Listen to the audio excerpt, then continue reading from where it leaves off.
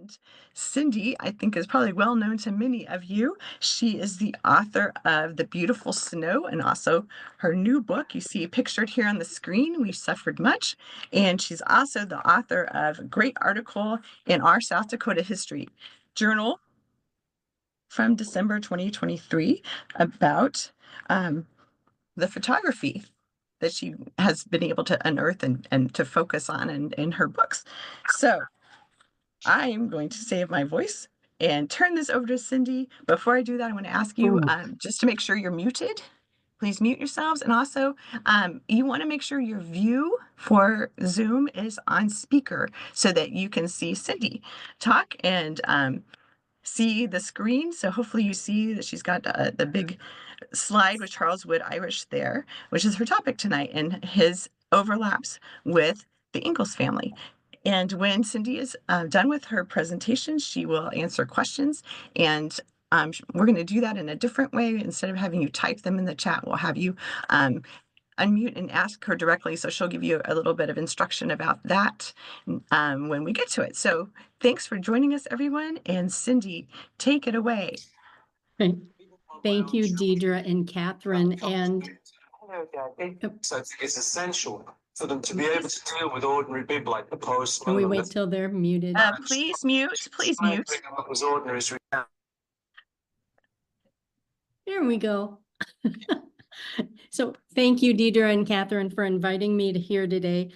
Speaking of birthdays, today is Charles Wood Irish's 191st birthday. And I didn't realize that until yesterday. And I went, oh, well, that's good timing. So, there's quite a bit known about the impact railroads had on changing the face of America for both good and bad during the 19th century. We also know quite a bit about the construction of those routes, mostly based on the frequency of newspaper articles that kept their readers breathlessly up to date with the progress of construction and hyping up the opportunities that would result once those tracks were in place. However, with few exceptions, there's very little known about the surveying of these routes. Now, surveying itself is a technical process, and don't worry, I'm not going to talk about that tonight. And that's not what my book is about either. It's the people who did the surveying and the experiences they had. That's the story. And the diaries and family letters of Charles Wood Irish are an absolute goldmine. My focus is on a branch of the Chicago and Northwestern called the Dakota Central. And as an interesting overlap, that particular rail line is the one made famous by Laura Ingalls Wilder in the last several of her Little House books. And since her father, Charles Ingalls, worked for the Dakota Central by way of a contractor, it's possible and maybe even likely that Irish and Ingalls were together at either the Lake Benton camp and most definitely the Silver Lake camp, and they may have interacted. And it's even possible that Irish visited the Ingalls family at the Silver Lake camp.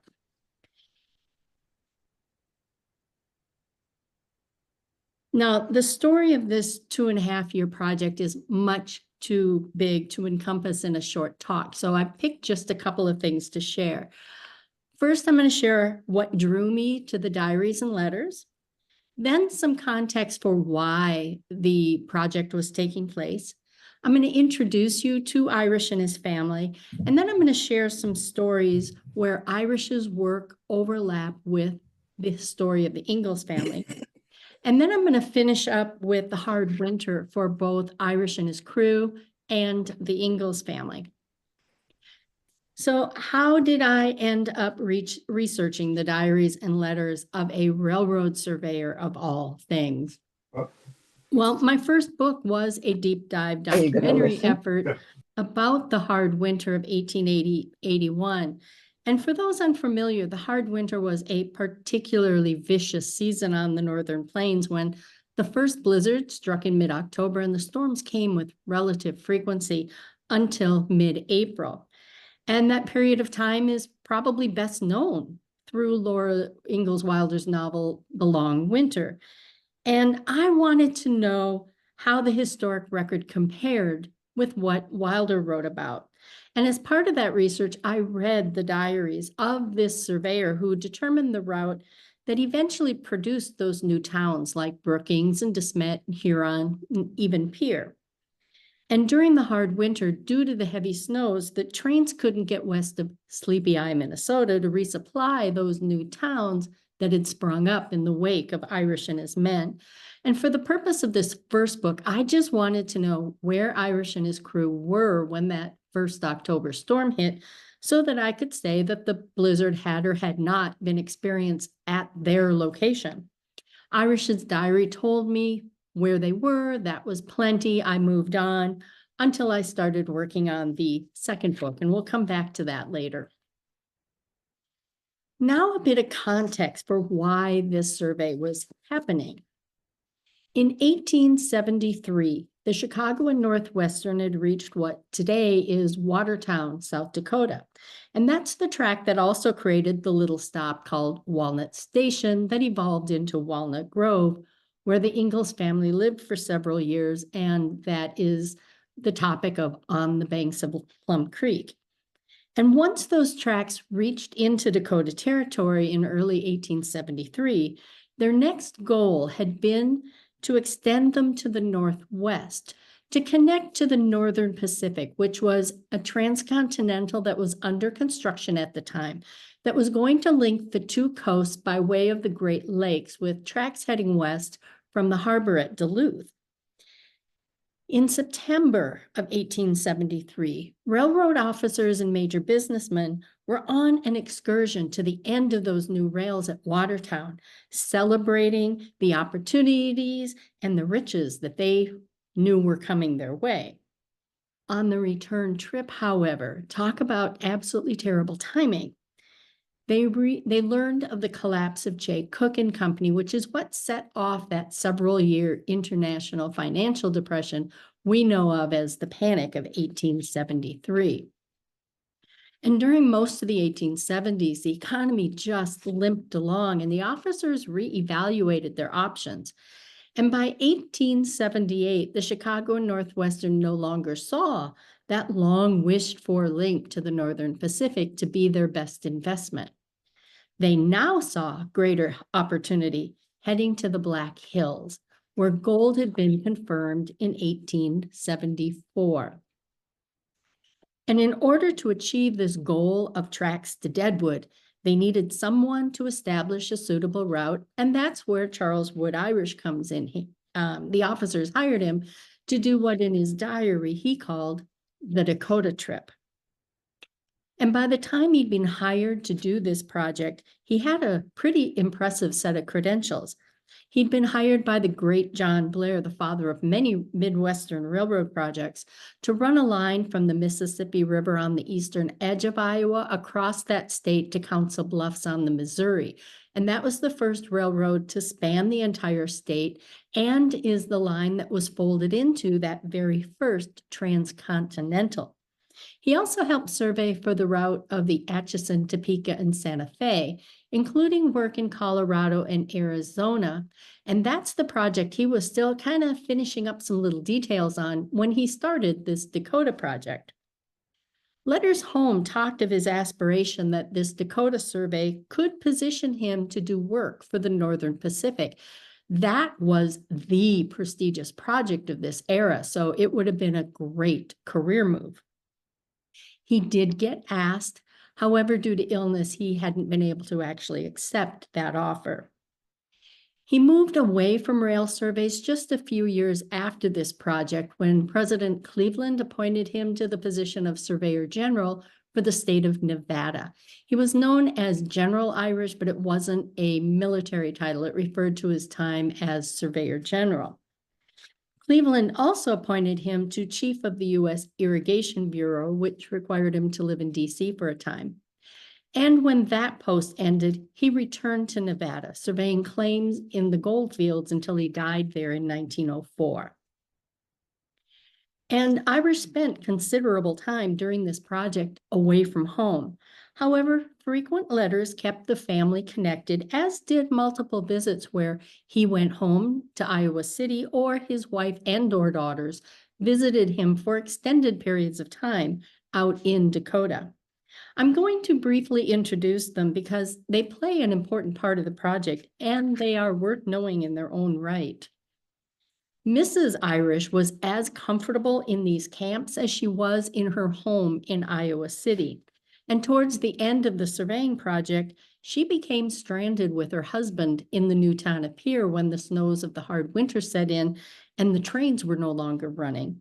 And some of the more poignant passages revolve around Mrs. Irish and her safety concerns, not from the drunken desperados that were roaming the streets of Fort Pierre, nor the dangerous weather, but it was her fear of fire in the frontier town of Fort Pierre after several very close calls. Daughter Lizzie turned 23 at the beginning of this project, and she was independent and quite strong personality in an era when this was not necessarily encouraged for women. But among her many accomplishments were time working for both the U.S. Mint and Wells Fargo while living in California. And when she returned to Iowa City, she opened and operated the Irish Business College, which according to one source educated about 12,000 men and women in business skills. She ran that school until she retired in 1940 at the age of 84. She lived to be 96. Lizzie's sister Ruth, here on the right, turned about 20 at the beginning of the project, and she was also independent, but a bit more traditional than Lizzie. She was a teacher until she married at age 28, but she did remain quite active as a writer and artist for the rest of her life. And there is an extraordinary letter that Irish wrote to Ruth after she had suffered a terrible heartbreak. Basically, this Victorian era father told his adult daughter that she was smart enough and capable enough to have a rich, fulfilling life without marriage. But if she did decide to marry, to make sure she waited for somebody smart enough to accept her intellect. He told her, don't marry for the sake of marrying. And that is quite extraordinary for this era. These three women were the keepers of Irish's very copious records, and they kept diaries and letters of their own. And there are large collections in several locations in Iowa as a result of these three adventurous and unconventional women.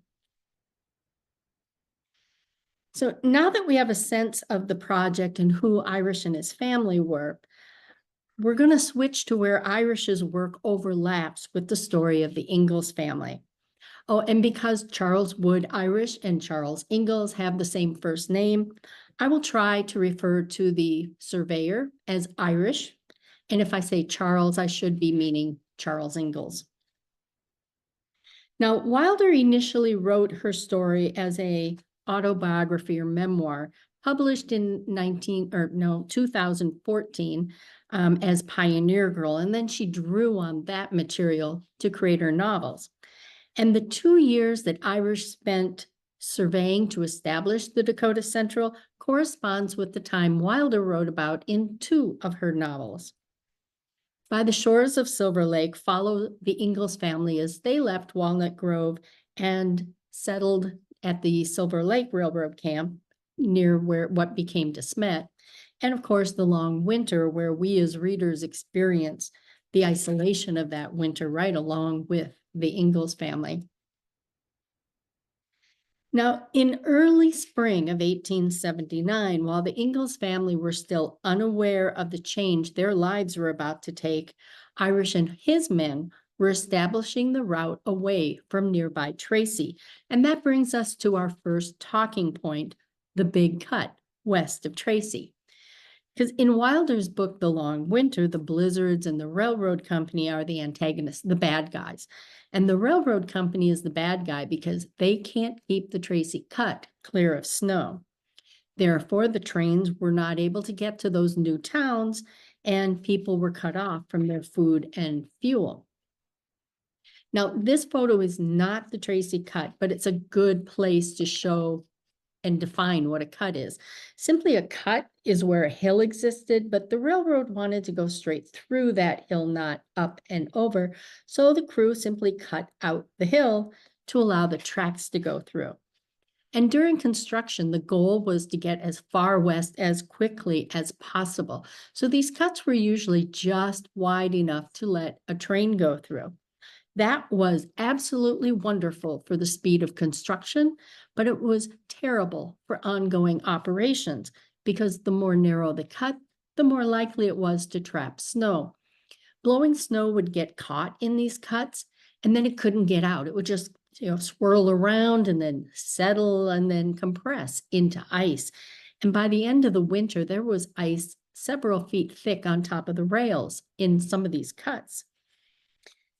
In the years after the hard winter, many of these cuts were made significantly wider, such as this one, to help reduce the kind of problems suffered during the hard winter as time progressed. This is one of my very favorite maps that Irish drew, and it shows the area between Tracy and what Wilder made famous as the Big Cut west of Tracy. According to his diary, he made multiple attempts at finding a suitable route through this particular area, and this map shows the two main candidates he eventually settled upon. The first option required cutting through more hills and crossing more wet land. The second option stayed on relatively flat ground most of the route, but would require crossing one large marsh and cutting through the side of a more substantial hill. After all of the math was done, taking into account not just construction costs, but ongoing maintenance as well, that southern option is the one that was finally chosen. Now, the selection of either one of those options would not have changed what happened during the hard winter because the trains were actually blocked another 50 miles farther east at Sleepy Eye. Regardless, I find it interesting to see the birth of what Wilder had made famous as that Big Cut west of Tracy. And as Irish and his men finalized the suitable route to the immediate west of Tracy, contractors were beginning to arrive in preparation for the work to turn Irish's surveyed route into an actual railroad. In the meanwhile, back in Walnut Grove, the Ingalls family was experiencing a crisis.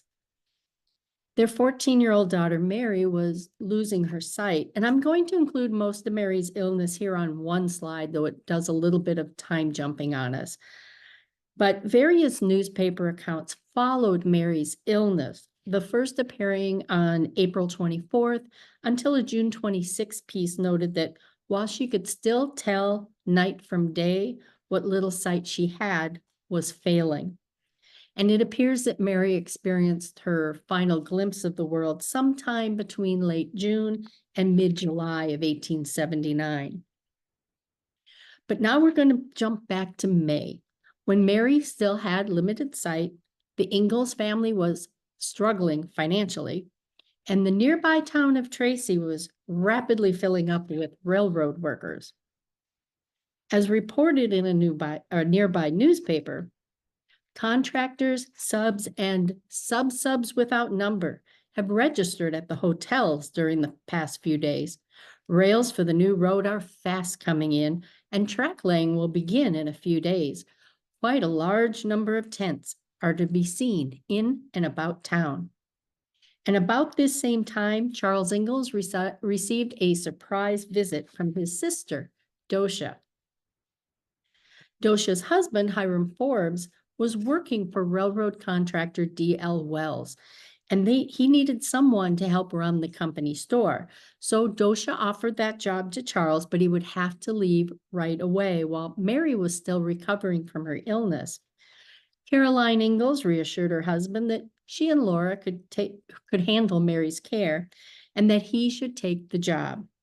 Charles would send money home, and then when Mary was strong enough, the family would join him along the new rail line, and they'd find a new home in Dakota Territory.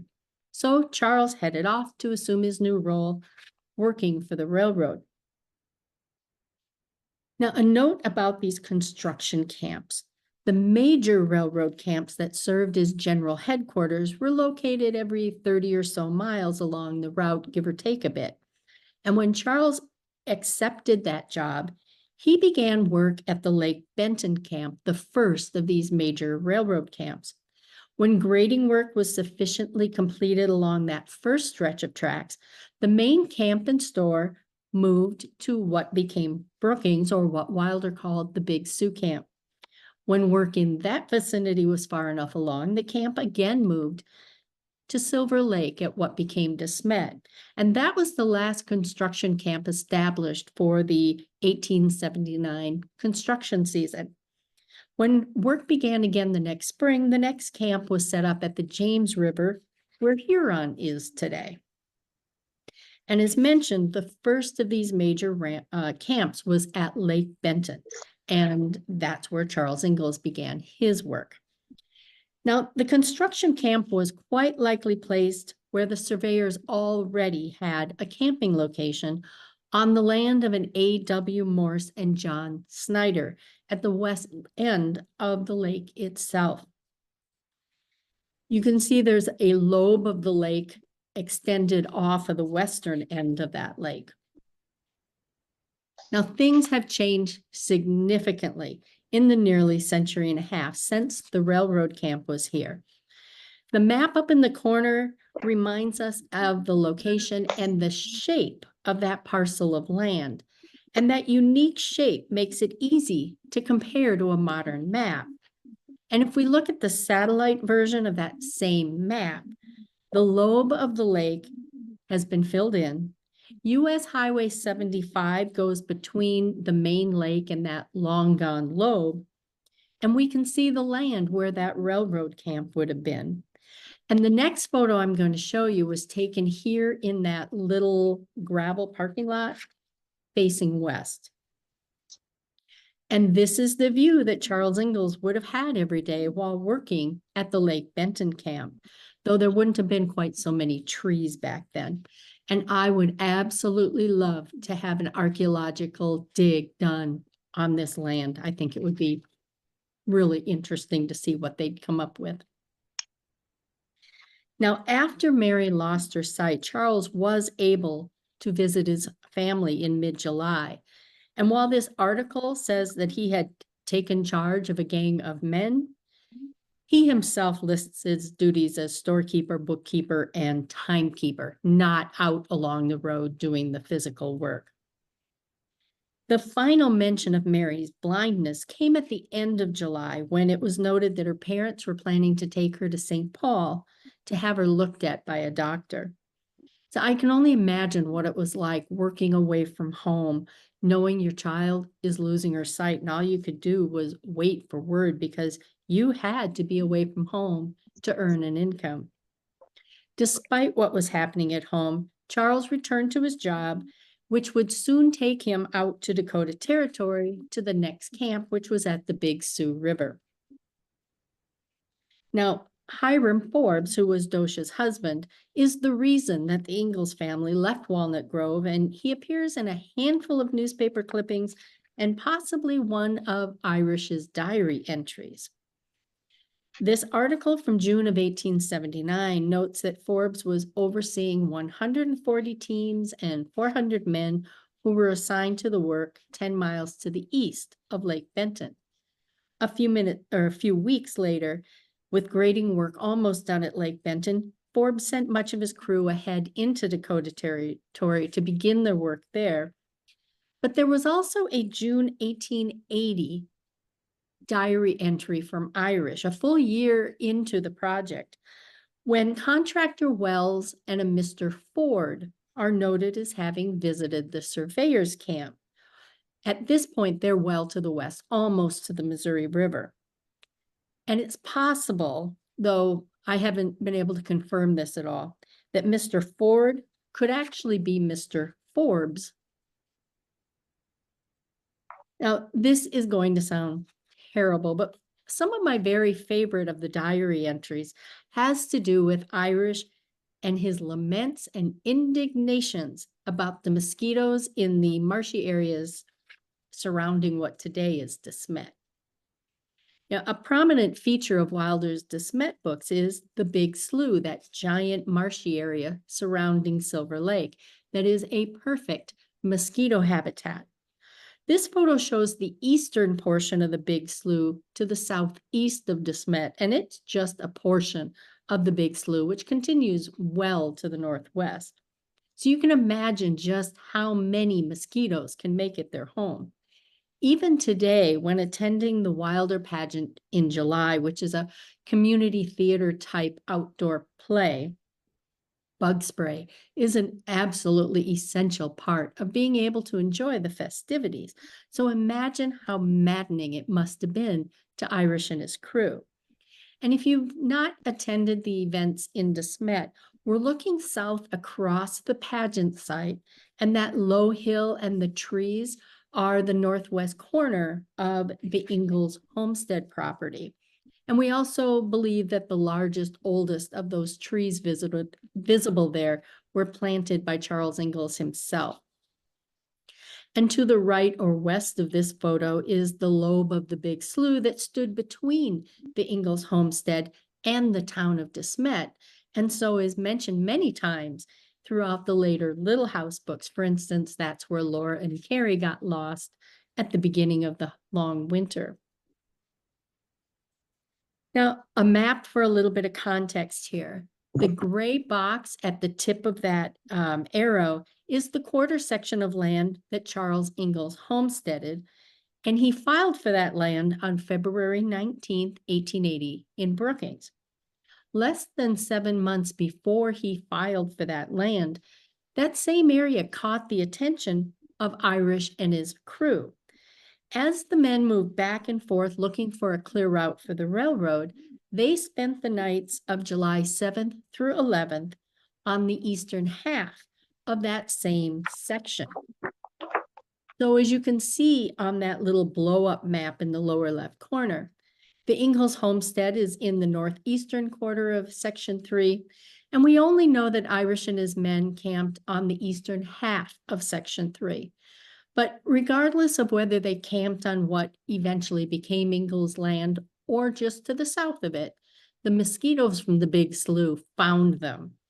And another quick thing I want to point out before I go on to the mosquitoes is that they also were taking a look at a route that would have taken the tracks from the shore of Lake Preston up to the north. And if they had chosen that route, De Smet itself would be in a different location today. So now that we have a sense of where this location is, I'm going to read what Irish had to say about their time near the Big Slough and how the mosquitoes ended up chasing them away. July 7th, had the worst mosquito fight yet. Hardly an eye was closed last night. July 9th, we had a hard night from mosquitoes. Very hot day, 98 degrees at 10 a.m. July 11th, the mosquitoes were so thick that no one got rest in camp last night. Today was intensely hot, 98 degrees for 5 hours. July 12th, what a mosquito night we passed. They swarmed by the millions around our tents. It pains me to hear the men and the horses groan all night from such torment. Okay, so at this point, they pull up their camp and they move to the south bank of Lake Preston, several miles to the east, hoping to get away from this plague. July 14th, horror of horrors. What a night we have passed. At dark, the mosquitoes came by the millions. The horses and men were cursed by them. July 15th, got off with camp and came to the divide 8 miles east of Lake Preston. Here we had more mosquito punishment. But then they finally figured it out. July 16th, had a relief of 15 men, 3 at a time, 2 hours each, to smudge mosquitoes. Got some sleep. Very hot, mosquitoes all day. So these few words, even that horror of horror phrase, cannot begin to describe how miserable the men must have been. And in the later Little House books, Wilder also mentioned being tormented by mosquitoes at the Big Slough and how they created smudge fires to fight them in the same area. Now, smudging mosquitoes is where damp grass was burned to create a thick smoke that discouraged the mosquitoes from flying. And this was an excellent use of fire, or at least the smoke from a fire. In a moment, I'm going to talk about a less positive aspect of fire, but first I need to move Ma and the girls away from Walnut Grove to join Charles in Dakota Territory. So according to a newspaper article, they left Walnut Grove on Saturday, September 6th, and Charles recorded their arriving in the Silver Lake camp being Tuesday, September 9th, 1879. Now, when I mentioned the mosquito problems the surveyors experienced, they used damp grass fires to create a smoke that deterred the pests. And that was a good use of fire. But during the fall of 1879, which was very dry, wildfires ran rampant across this region and reports frequently appeared in the newspapers. Unfortunately, there were so many fires that they weren't being terribly specific about exactly where and when these fires were. They tended to just say there was another fire. And in her autobiography, Wilder described a fire that came into the Silver Lake camp that came sweeping in out of the west after dark and got into the tall grass in the Big Slough. It looked for a while as though the camp would be burned, but the men were all out with teams plowing furrows to turn the fire, setting backfires and whipping out little fires with grain sacks. They headed it around the camp and it went roaring around on the other side of the lake, away to the east. On September 24th, Irish and his men were just miles to the northwest of Volga, near the town of Oakwood, about 30 miles to the east of the Silver Lake camp. They were there doing a side project for the Chicago and Northwestern. Their main work at this point was near the Missouri River, but they were called back to do a special project.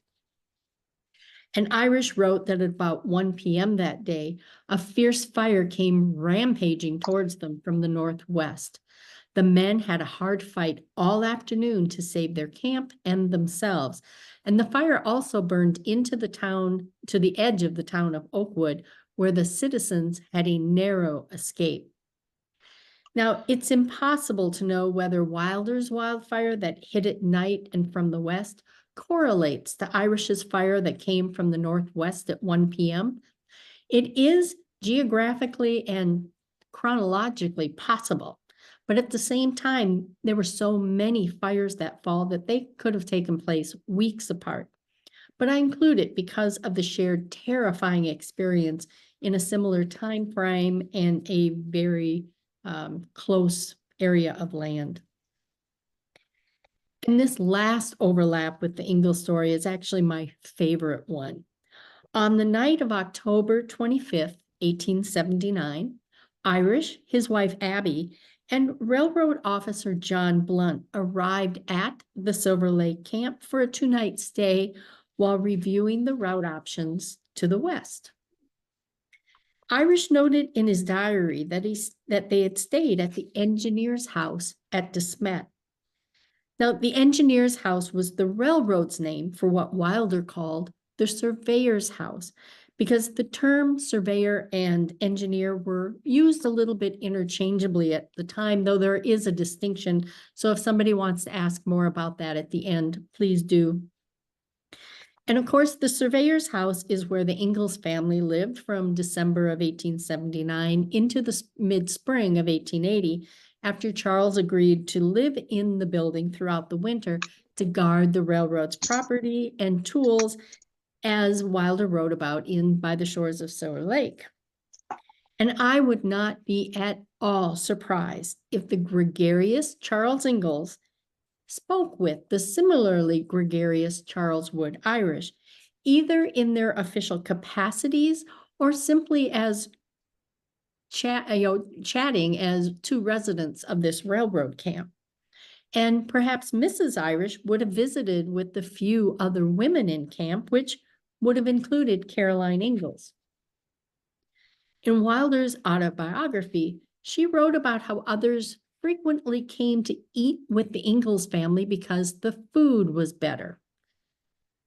The company men, when passing through, came too, and so Ma and I were very busy. This makes it possible, maybe even likely, that Irish, his wife, and Officer Blunt were served their meals by Caroline and Laura. And also, Wilder remembered that an Irish baby had been ill and that her mother, Caroline, had tended to the patient. Irish did not indicate any illness at this time for either himself or his wife, something he did tend to elaborate on at length when he wasn't feeling well. So while it's probably unlikely that the Irish baby was actually an adult Mr. or Mrs. Irish, it is interesting to contemplate that Irish may have been a name, not a nationality. Now, this final item isn't directly an overlap with the Ingalls story, but it is what ties my two books together. I undertook this project about Irish's diaries because I was so intrigued by the fact that when that first storm of the hard winter descended on the newly established towns east of the Missouri River, Irish and some of his men were well to the west, almost to the Black Hills, and they experienced that October storm a day earlier than the residents of De Smet, and they were in canvas tents. At the time of the storm, the Ingalls family was still living in their homestead shanty south of De Smet, and as Wilder described it, it had been a warm fall and the storm took people by surprise.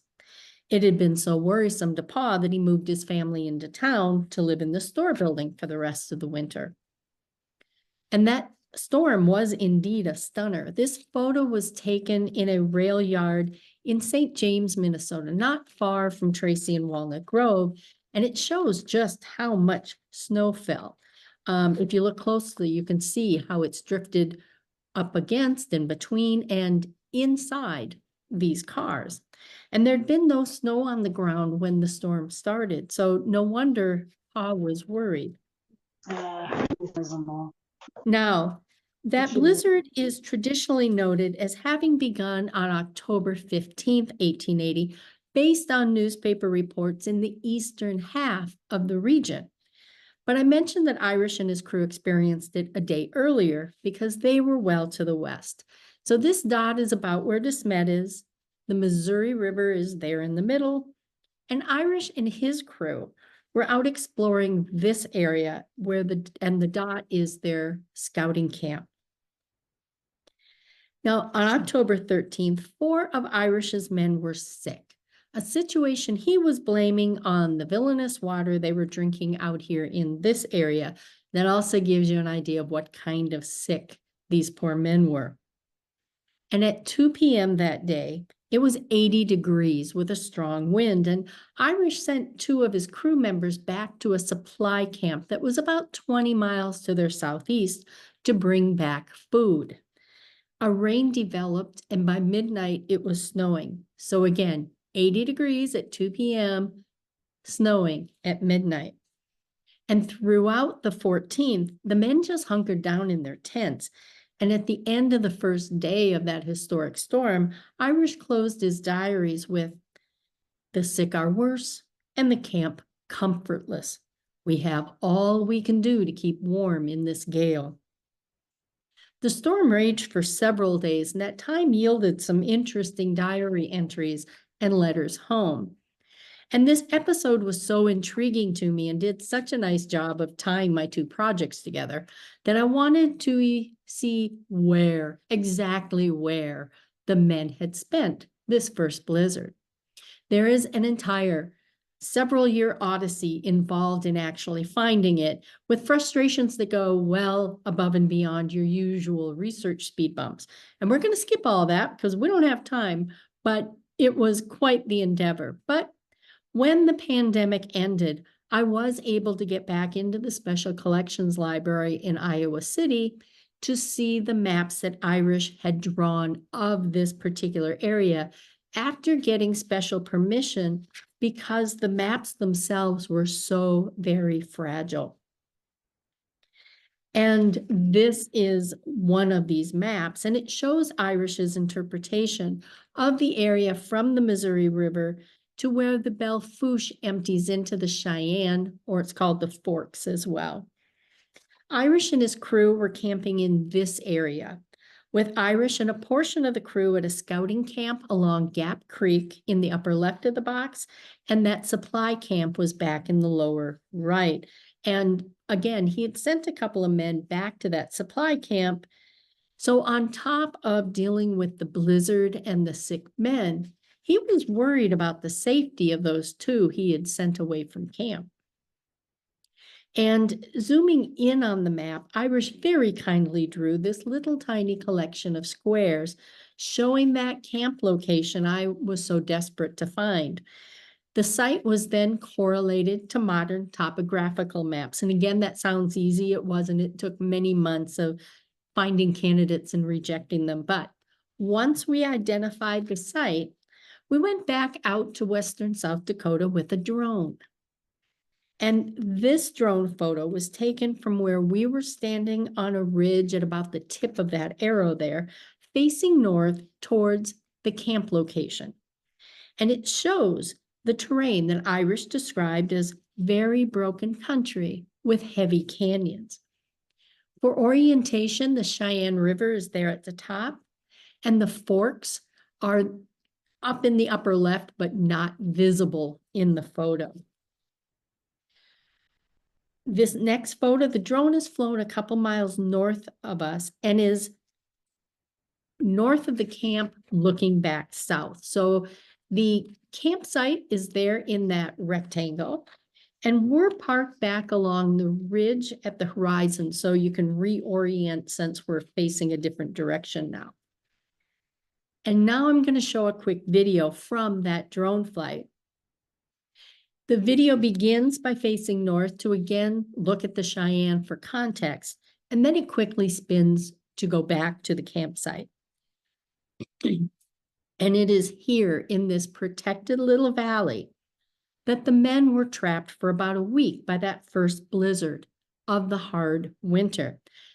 But I want you to imagine it not in this lush, warm greenery of June, but with howling winds and blowing snow and sub-zero temperatures. That winter was truly horrific, and while Irish did try to keep the work going through the first several months of blizzards and sub-zero temperatures, the survey was finally called to a halt in mid-February. And his descriptions of the conditions they were working in are just mind-boggling.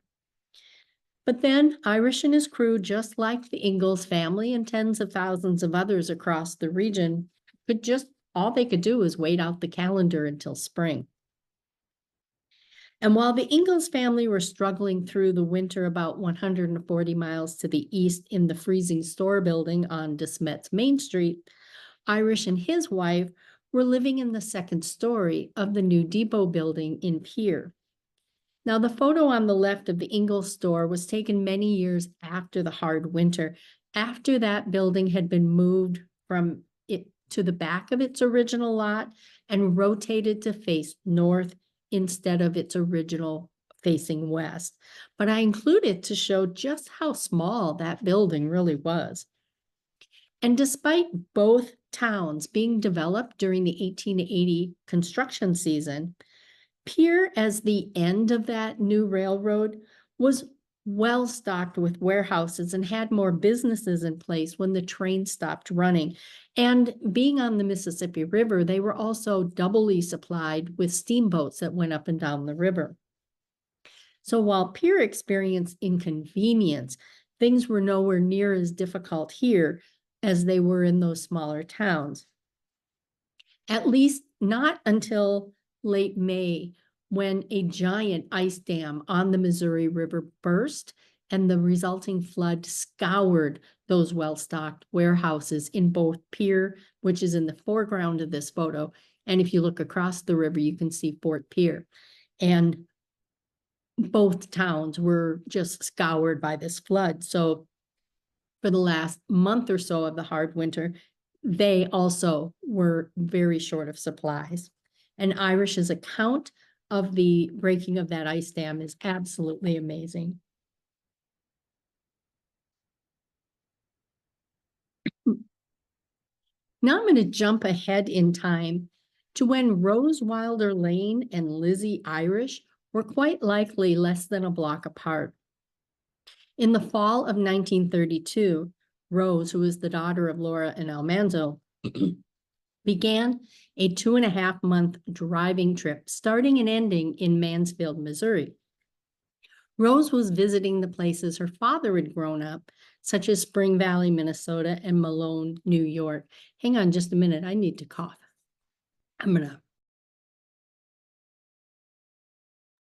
Sorry about that. So Rose was visiting the places Almanzo had grown up because she and her mother were working on Farmer Boy at the time. And one of the sites she visited along that route was Iowa City, where the Irish family had generational roots. And in her trip journal, Rose described the town as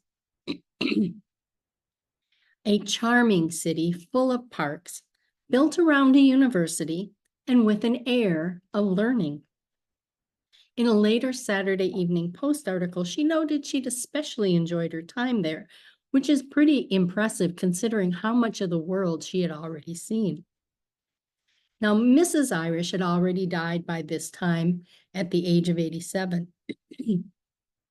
Daughter Ruth was 73, but living in Davenport, another 60 miles east of Iowa City. However, daughter Lizzie, who was approaching 77 years old when the almost 46-year-old Rose wandered through town, was still running her business college and would for another 8 years. And I wonder what kind of small world conversations the two women could have had if they had known about each other that day. And one last thing I want to mention is why my book is named We Suffered Much. After all, there's kind of a semi-unwritten rule that you don't want to have a negative book title. But the phrase "we suffered much" appeared many times throughout the diary entries, and each of them here include either that exact phrase or a very similar lament. They were conducting their work in all weather conditions, from temperatures well below 0 to well above 100, air dry in the winter and quite humid in the summer, and every type of precipitation. And they were living in canvas tents most of the time, including the worst of the weather. There was terrible water, illness, a death, an attempted mutiny, horses that got away time and time again, a horse that accidentally shot itself or killed itself. It didn't shoot itself, it just accidentally killed itself. And that was something that the crew grieved so deeply that they actually held a funeral for the horse. There had been multiple accidental shootings, and oh my gosh, those mosquitoes. So I have shared just a little bit about what the men experienced during their 2 years of work, mostly focused along those areas where the Ingalls story overlapped with what was going on for Irish and his crew. So I thank you for listening. I know we have time for questions, so to help save Deidre's voice, I am going to unshare my screen so that we're all back in one thing. So if you have a question, go ahead and just unmute yourself. And then if people accidentally talk over each other, then we'll just take turns and we'll figure it out. Thank you. While people are unmuting, I just want to thank Cindy for what a wonderful presentation. And isn't she a master at doing these screen presentations? They're so good. You should give us all lessons sometime.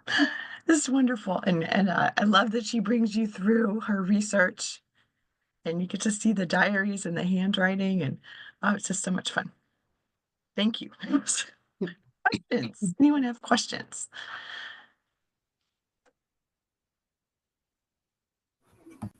I also want to say, oh, we've got Lynette coming up.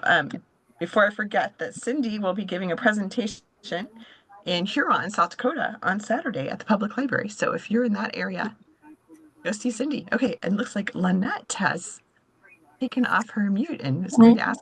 Yes, yes. Hi, Cindy. I've met Hi. you at a Laura Palooza event.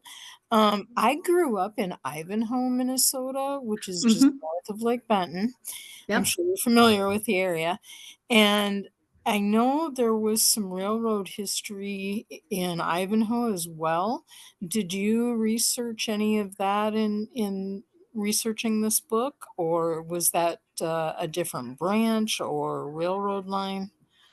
That probably was a branch. I'm trying to picture exactly where Ivanhoe is. Is it at all between Tracy and Walnut and Marshall? It is actually west of Marshall. Okay. The intersections of Highway 75 and 19 are on the Okay. west side of town. Yep, that was a different railroad, but same Oh. time frame. Okay. Yep. All right. I was just curious. Thank you. Thank you.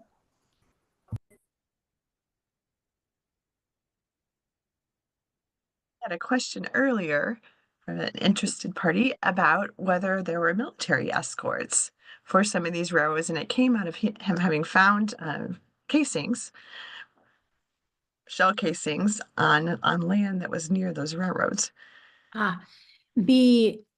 Now there were in some rail lines, there were military escorts.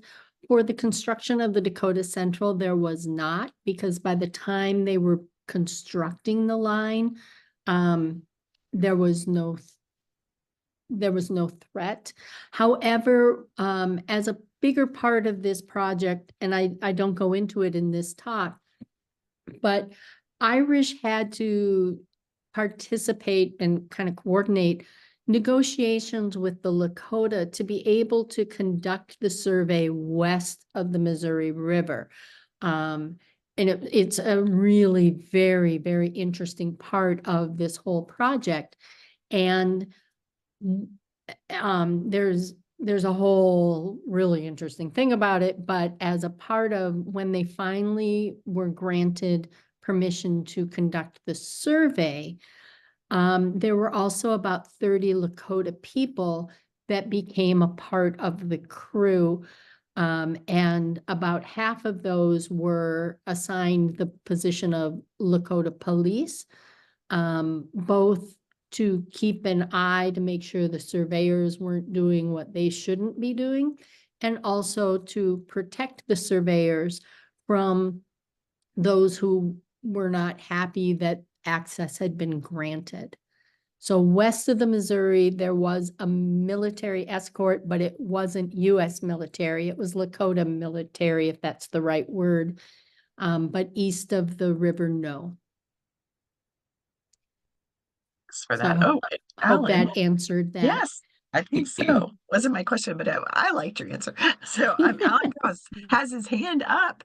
Please, Alan, ask your question. Okay, thank you, Cindy.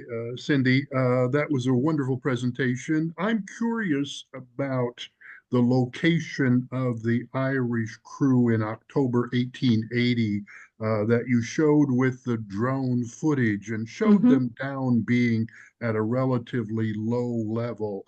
Were they really surveying the railroad route in that rugged a country down through that area? They were. I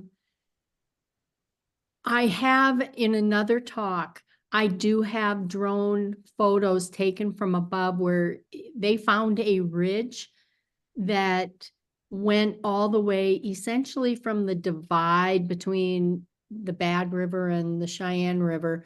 And it would have required like one decent trestle, but otherwise they could follow ridges that would have taken them pretty smoothly all the way down to not far between where the Belle Fourche empties into the Cheyenne. So originally, yes, they were looking in that very rugged area.